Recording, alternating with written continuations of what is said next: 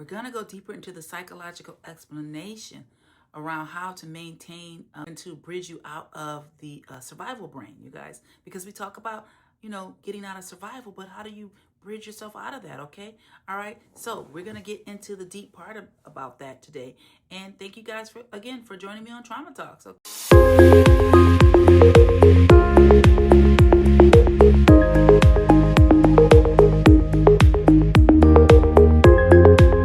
I really appreciate you.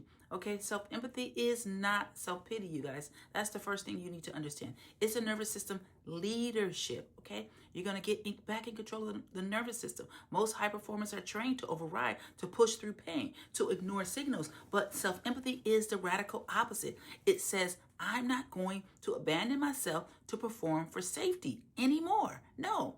All right, no more self-abandonment. It's not emotional indulgence. It's a biological recalibration. Self-empathy tells your system you matter and you're safe enough to stay. Okay, all right. So again, thank you for joining me on Trauma Talks. All right, we're gonna get into the science behind self-empathy. Okay, let's break this down. The neuroscience, you guys. When you offer yourself empathy, especially in moments of stress, you reactivate the ventral vagal system, the part of the autonomic nervous system responsible for calm, social connection, and feeling safe in your body. Yes. Empathy also stimulates oxytocin, the hormone associated with bonding and trust. This is what lets your system soften. When oxytocin is present, cortisol, the stress hormone, goes down. Yes. And perhaps most importantly, your prefrontal cortex comes back online. This is the part of the brain responsible for, executive functioning. Okay, things like decision making, problem solving, and emotional regulation. When you're in shame or self-criticism, your brain activates defense circuits. Yes, the amygdala, the dorsal-vagal shutdown response, or the sympathetic fight-flight response. These states are built for survival, not for reflection, okay? So self-empathy is not just a nice idea, it's psychologically reopens access to the higher thinking. It says to your brain, you are safe enough to think, feel, and choose. Yes, that's why healing doesn't happen through pressure or perfection.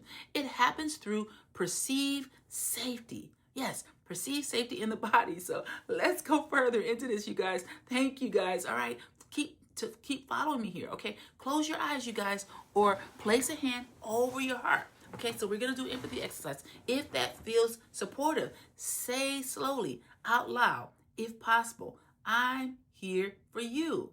I'm listening. You don't have to earn safety anymore. Now pause. Let your body respond however it wants. A deep breath, a tear, a blank stare, stillness, all of it is welcome. You're training your nervous system to associate compassion with safety. That's what rewires survival patterns, you guys, okay? So let's go further, okay?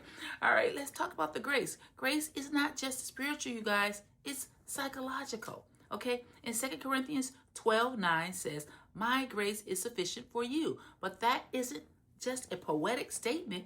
It's a pattern. Grace lowers resistance. It disarms fear. It tells the brain you're not in trouble. Think about it. The moment you sense grace from God or from other persons, your body softens. You stop bracing. You stop defending. And you simply connect. Yes, that's not weakness, you guys. That is healing. And it's now transformation becomes sustainable. Okay, so that transformation is sustainable. You don't heal by pushing harder. You heal by becoming safer to yourself. Self-empathy is not an emotional luxury.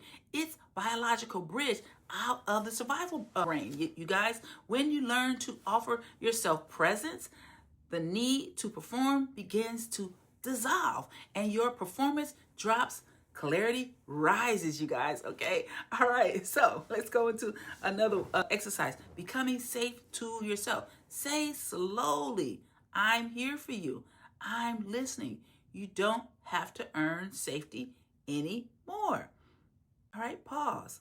Let your body respond however it needs. No need to fix or analyze. Just feel. Just let it be. This is leadership, you guys. From the inside out, okay? Burnout to balance, you guys. All right, burnout to balance. This self-empathy practice is foundational to the healing work inside of burnout to balance. It's not just about managing stress. It's about changing the relationship you have with yourself from survival to safety. And that's what we do in burnout to balance. So let me know if you would like to join that, okay? All right? Go ahead and leave a comment, all right? And catch you in the next episode, you guys, all right? So thank you for joining me, all right? Bye-bye.